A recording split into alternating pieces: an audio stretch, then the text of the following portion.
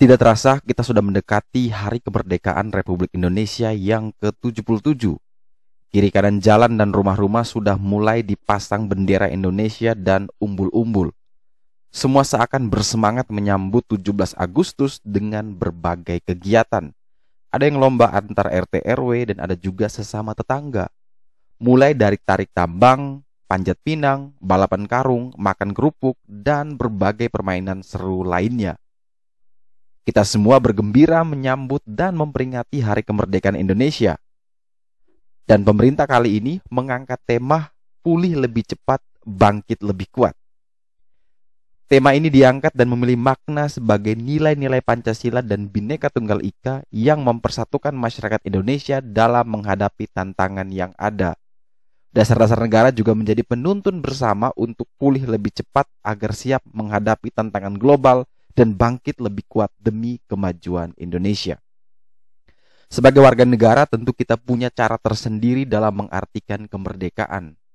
Bagi saya pribadi, kemerdekaan itu dimulai dari merdeka finansial, di mana kebanyakan problematika yang muncul dikarenakan masalah finansial. Merdeka secara finansial atau financially freedom bukan berarti memiliki banyak uang. Makna merdeka finansial lebih dari sekedar banyak uang. Jadi, apa itu merdeka finansial? Nah, merdeka finansial atau sering disebut financial freedom adalah kondisi di mana kebutuhan kita terpenuhi tanpa kita harus bekerja keras. Sebenarnya merdeka secara finansial memiliki arti yang luas karena setiap orang mempunyai arti tersendiri dari merdeka finansial tersebut. Buat beberapa orang, merdeka finansial itu tidak harus living from paycheck to paycheck, bebas dari hutang, bisa settle di usia dini, dan sebagainya. Nah, menurut saya sendiri, merdeka secara finansial itu ketika kita bisa beli apa saja yang diinginkan tanpa harus pusing memikirkan cicilan. Kemudian kita bisa kemana saja tanpa harus khawatir karena sudah ada passive income. Dan tentunya kita punya jaminan hari tua yang baik. Tentu kita semua ingin yang terbaik dalam kehidupan kita. Namun, bagaimana caranya agar bisa berjuang menuju kemerdekaan finansial? Nah, sedikit sharing tentang perjalanan saya menuju merdeka finansial.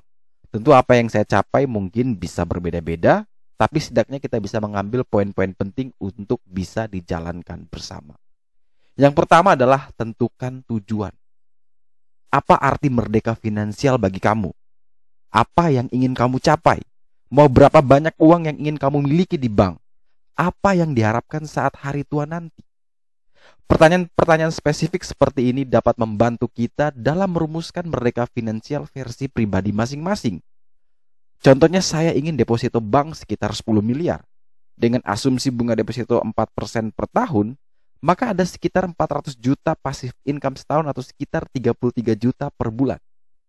Bagi saya ini cukup untuk menjalani hidup tanpa harus pusing dengan rutinitas yang ada.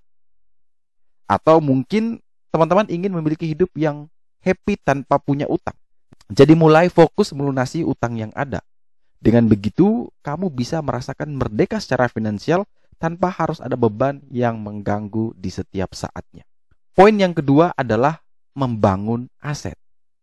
Menurut saya, setelah kita menetapkan tujuan, maka mulailah untuk mewujudkannya.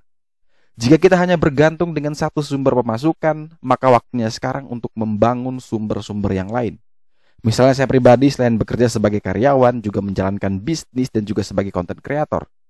Nah, setelah mendapatkan sumber penghasilan, maka saya mulai menginvestasikan di berbagai instrumen investasi seperti saham, forex, kripto, properti, dan bisnis. Hal ini saya lakukan agar aset yang ada diharapkan bisa terus berkembang. Seperti prinsip saya, biarkan uang juga bekerja untuk kita. Nah, khususnya untuk saham, saya berinvestasi di saham Indonesia dan di luar negeri, yaitu di saham US. Untuk saham US sendiri, saya menggunakan aplikasi GoTrade Indonesia yang sudah didukung oleh Valbury Asia Futures, yang mana sudah terdaftar dan di bawah pengawasan dari Bapepti. Saham US ini menggunakan fully backed stocks. Selain itu, GoTrade Indonesia juga sudah terdaftar dan di bawah pengawasan Kominfo. Nah, bagi kamu yang belum punya akun GoTrade Indonesia, bisa download aplikasinya di Play Store maupun App Store. Kemudian bisa gunakan invitation code 314155 untuk mendapatkan bonus sebesar $2. Investasinya mulai dari $1 atau sekitar Rp15.000 saja. Dengan semakin banyak diversifikasi dalam membangun aset, diharapkan dapat meminimalisirkan resiko dan tujuan utamanya bisa tercapai, yaitu bisa merdeka secara finansial. Dan poin yang terakhir, yang ketiga, yaitu proteksi diri. Hal utama yang wajib dimiliki seseorang yang ingin merdeka finansial adalah memproteksi diri. Asuransi menjadi hal yang penting karena proteksi asuransi membantu untuk meminimalkan resiko yang mungkin terjadi di masa depan. Tanpa adanya proteksi asuransi, resiko tersebut bisa berdampak besar bagi stabilitas keuangan kita.